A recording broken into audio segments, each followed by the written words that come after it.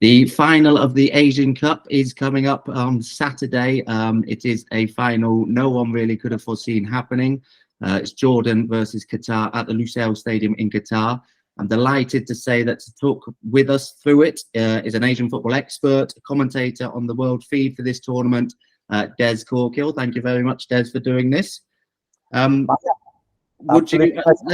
start with the tournament as a whole. How has it been? Have you enjoyed it? Has it been a success in general? Yeah, it's been very, very good. It doesn't get the profile it might deserve in the West, but it's been a very good tournament. For the second time, it's been a 24-team tournament. And the beauty of that is that the teams who've gone home early, the likes of Indonesia and Hong Kong, they've gone home with their heads held up high. So even for those who are eliminated early, it was successful. There were one or two whinges about India's performance, but they never had the preparation. And Malaysia came into this tournament thinking they could do something big, and then ran up against Jordan in the first game and lost by 4-0, but then recovered to draw 3-0 with South Korea. So there's been a little bit of something for everybody. But the real stories of this tournament have come in the knockout phases, where there have been so many late goals. In fact, it's I think it's at the 90 minute mark. Of course, immense drama. And now we've got Qatar looking to defend their title against the team just nobody would have thought could make it all the way, Jordan. But Jordan have beaten some really good teams to get here. And although they'll go into the match very much as underdogs, with Qatar being the hosts, don't write off Jordan, because particularly the way they performed against Korea in the semi-final, I think they've got real confidence amongst their team. So yeah, obviously Jordan, the biggest shock of the lot. There's been lots of shocks, and I'm sure we'll maybe get to Malaysia, South Korea game. I know that's a particularly big one for you. But yeah, Jordan, the biggest shock. You mentioned they're going to be big underdogs, but for starters, no one expected them to be there. I think I'm right in saying they're the lowest ranked team to get to the final of the Asian Cup. Are they worthy of their place? Have they ridden a bit of luck, or do they deserve to have got this far? They deserve to have got this far. They had a little bit of luck in the round of 16 match, a remarkable game against Iraq. I was lucky enough to be commentating on it. And Iraq took a lead in the 68th minute through the tournament's leading goal scorer, Ayman Hussein. But then Hussein picked up a second yellow card for celebrating the tournament, celebrating his goal. And that got a lot of controversy. But it was a deserved yellow card. He'd been told by the referee, Ali Reza, to stop his celebrating. He'd been told not once, but twice. And then he sat down a third time, picked up a second yellow card. That changed the game. Jordan went and scored 2 goals in the 95th and the 97th minute against 10 men. So that was the little bit of fortune they had, because Iraq were looking very strong. But since then, they've been really very, very good. And their performance against Korea, both in the group games, where they drew 2-2, and Korea needed a last-minute own goal equalizer from Yazan Al-Arab, who's been very strong. And in the semi-final, Musa Al-Tamari, one of the players of the tournament, scored one of the goals of the tournament. An individual run from near the halfway line, went past 3 defenders, slotted it into the corner. So, no, they thoroughly have deserved their place. Small squad, very limited. They know their game plan. They defend and hit on the break with 3 lightning-fast strikers, and it's worked. And so give us a sense of how big a shock this is and how big an upset it would be if they go on and win this. Are we talking the biggest in Asian Cup history? Oh, by a long, long way. Japan dominate. Even Korea and Iran, who haven't won this century, or Saudi Arabia, they are expected to pick up the prize far more than Jordan. Think Greece winning the Euros in 2004, and that's the size of it. Except think Greece playing football rather than just hitting back and defending, because they've really a shock and really good for Asian football, because one of the great stats of the final is there's only one European-based player who's going to be playing in this Asian Cup final, and that's Musa Al-Tamari, who plays for Montpellier in France. And so all the big names from Japan, all the superstars from Korea, all the really well-paid players from Saudi Arabia, and even the guys from Iran who would be expecting to be in this final, they're nowhere to be seen. And so the story for Jordan is good. And it also suggests, in my way of thinking, an equaling up and Asia getting closer and closer and closer to the top levels, doing it with tactical sense, with lightning fast raids, good set pieces, and good football. Yeah, so yeah, I was going to move on to that. That's obviously a pretty good sign for Asian football moving forward. Then is it that there's only one European-based player? I think Qatar are entirely home-based players. Obviously, you've had the World Cup in Qatar last year. Things are looking pretty bright for Asian football going forward. Then. Yeah, so for Asian football, you could read West Asia and East Asia. It's a very, very big part of the world. West Asian football is obviously Saudi Arabia coming in very, very strong. You're hearing all the funding that is coming into the Saudi league and all of the superstars, but all of the Saudi players, they're more than holding their own. And these guys are getting a lot of match time in that competitive Saudi league. The Stars League in Qatar is very, very strong. The Iranian league is great fun. The Persian Pro League is a real fun league to play in. So yes, the leagues are getting stronger. The J League, so many of the Korean and Japanese players get chances to play over in Europe, which actually was one of the problems. Not so much for Japan. Bit of a surprise that they were bullied twice in this.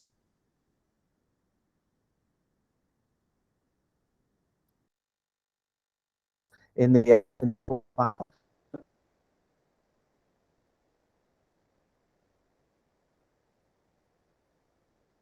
down to Jurgen Klinsmann not basing himself in Korea and perhaps thinking that the Korean league itself wasn't strong enough to support a team to go all the way. Very strange, the Korean setup. Klinsmann lived in America, works out of America. Half the team is based in Europe. The other half are effectively Ulsan HD, who just qualified for the AFC Champions League.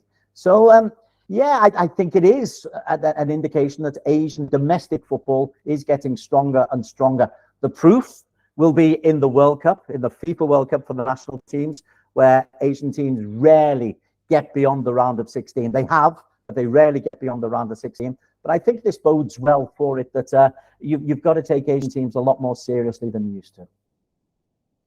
Yeah, okay, you mentioned Klinsmann there, and obviously South Korea, they got to the semi-finals, but not really good enough for them, and Japan as well, Iran, maybe even Australia. While there's been a tournament of upsets and underdogs doing well, some of the big boys have really underperformed, haven't they? Yes, they have a career I've just gone through. I mean, it was great fun to watch us. They'd scored 96-minute equaliser to take a game to extra time against Saudi Arabia. They scored in the 95th minute with a penalty. Son Heung-min did his reputation, the power of good here. He was the leading light for Korea. Nobody worked harder than Son, and his interviews after defeats or victories were a joy to behold. Gosh, what a professional that man is. But he couldn't carry Korea over the line. And a lot of that is because the planning up top just didn't seem to be right. Coming into the tournament, Klinsmann was under pressure from the Korean press, largely because it just seems he doesn't rate Asian football. As for Japan, very interesting. They'd been in such strong form coming into this tournament, put 4 past Germany, 4 past Peru, 4 past Turkey, scoring goals galore. And then they came up in 2 matches. Iraq bullied them, didn't let them play, and took a deserved 2-1 win. And then in the quarterfinals, Iran did very much the same, bullied them, not physically, but just stood up to the challenge, were nice and tight in defense, and were able to break out and then dominate the game. So, yeah, the big boys never really got going. Australia, gosh, there were so many players from the lower leagues in England and the Scottish Premier League that there wasn't an awful lot of anticipation that they would go far. They probably went as far as was expected, but Aussies being Aussies, there was still a lot of criticism for Graham Arnold and his team, in that they didn't get through, went out in a close game against Korea, this close to getting through to the next round. So yeah, the big boys did flatter to deceive, but all that does is open the door to Jordan. And we've not mentioned Qatar yet. They've played their way very, very solidly through to this final, and are favourites going into this final match. Yeah, I was about to move on to Qatar, because they have had a slightly easier or more straightforward, should I say, route to the final. But it's still a bit of drama along the way. Penalties against Uzbekistan, was it, and pretty dramatic semi-final win. Let's talk about their route to the final and how they've been in the tournament so far. So they've got the star name of the tournament, Afif Akram, who is based with Al Sadd. Terrific player. He's given the freedom of the pitch, but they're not just about Afif, but he's set up 2 wonderful corner goals.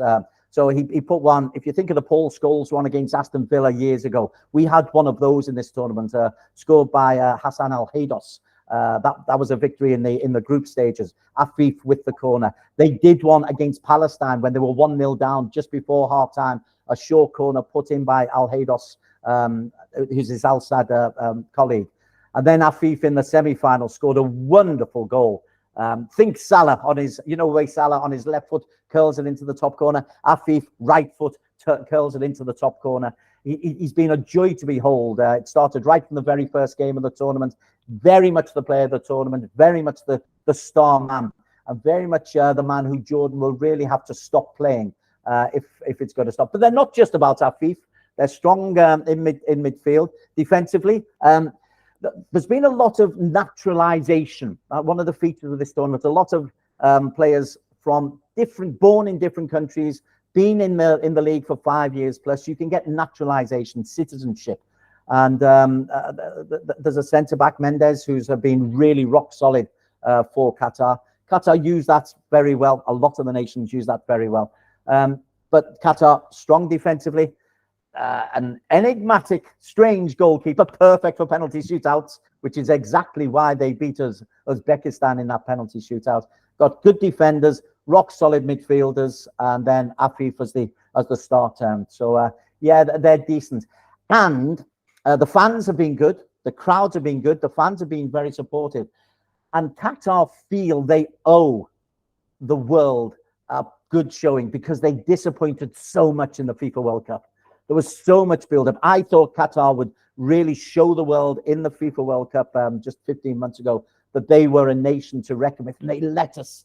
They just didn't perform. So I think this is a little bit of redemption for that team, just to say, hey, listen, we were Asian champions in 2019 for a reason. We're a good nation. We can play good football. We didn't show it in the World Cup. Now we're at home. We want to show it once again. And Afif Akram is the star man of that very organised team. And obviously they're favourites for this one, but we shouldn't really underestimate the achievement of going back-to-back in Asian Cups. It doesn't happen that often, so that'd be a big feat for them, wouldn't it? It'd be a remarkable feat for them. If they were playing Iran, I don't think they would be favourites. Or if they were playing Korea, they beat Iran. If they were playing Korea or one of the more established nations, I wouldn't put them down as favourites. The fact that they're playing Jordan, and we know how Jordan play. Jordan play on the break, and Jordan relies so much on the pace of Tamari on the right, Ali Alwyn, who's back from suspension, on the left, and Yazid through the middle. That is effectively all Jordan have got. It's very good, but that will be the Jordanian tactic. And I think Qatar will have too much for that. They'll have speed merchants back defensively to make sure that Al Tamari in particular can't get at them. And then with Afif and the supporting players and the versatility that they've got more of a squad that they can blend into. I think that is what will make Qatar favourites, plus the home crowd. The stadium will be jam-packed. The support for Qatar, even when they've been behind, has been very, very strong. And it's just a sense of destiny that this is going to spoil the Jordanian party. Yeah, so we were both out at the World Cup last year in Qatar. I think it was a well-organised tournament. Has this been similar? And you just touched on it there. The locals, the fans, they've been good out there, have they? Yeah, this has been a wonderful tournament. And I think the World Cups are going to really struggle, particularly when you think United States, Canada and Mexico next time out. They're going to struggle with the unity that we've had here because all the stadiums are within, you can cover all 8 stadiums within a 3-hour journey, and that's getting out to look at them. It means that the players aren't tired, the players aren't traveling, they're fresher, they're fitter, which might explain why the unexpected teams have been able to do well because they've had more time on the training pitch to work out how to negate the bigger teams. so they're better coached. And the idea of a single city or a single state World Cup really works. And it's worked for this Asian Cup as well. Fans can go to 2 matches. There's quite a few fans who have kind of followed the tournament around, and you can get to 2 matches a day very, very comfortably. The pitches are beautiful. The stadiums are first class. So, yeah, I think it's been very, very good. And the other World Cups and other Asian Cups will find it difficult to match up to this simply because of the closeness. It could be a template for the future. Money, I'm sure, will play a part on that decision, but it could be a template to the future to really condense World Cups into single cities or a few number of cities. Yeah, well, they seem to have gone the opposite direction for the next couple, don't they? And spreading them out far. But yeah, I completely agree with that. I thought it would work very well as a single state or single city World Cup. Hopefully it does happen in the future a bit more often, but we'll see with that one. So on to some of the highlights of the tournament for you. Obviously, we've probably touched on a few, Jordan's run to the final in particular, but a chance for you maybe to talk about Malaysia and that result against South Korea, or any other highlights you've got. So the man of the tournament is the Tajikistan coach, Peter Segat, who is a Croatian, wonderful character off the pitch, took all the pressure off his team. Tajikistan got through to the knockout phases and actually got through to the quarterfinals for the first time ever. National holidays in Tajikistan. They couldn't believe how far they got. And Segat has a real role to play. So he comes in, kind of acts the joker, shakes the hand of all journalists, all cameramen in pre-match interviews and in the press room beforehand. And then you ask him a question and he's sharp as a nail. He knows exactly how his team are going to play. And they came here with one of the stories. Their star striker, Manucha Jalilov, has got cancer. So he was missing for this tournament, but he was up in the stands. So they came without their star striker, their star midfielder, Jurabayev, and their star defender, who was injured just before the tournament. Yet they still made it to the knockout phases. So a fabulous story. And Peter Segat really deserves a big tick as being one of the characters. As for Malaysia, well, I live in Malaysia and I follow the Malaysian team and I spend a lot of time with them. I genuinely thought that Malaysia could make it through to the knockout phases, and we targeted the Jordan game, match day number 1, as the one. If we can get a result against Jordan, that's where we are. Malaysia, I think, believed all the hype that the likes of me had been putting up to say, yeah, we're good enough. And they played a very high line against these lightning fast strikers. Within half an hour, Malaysia was 3-0 down.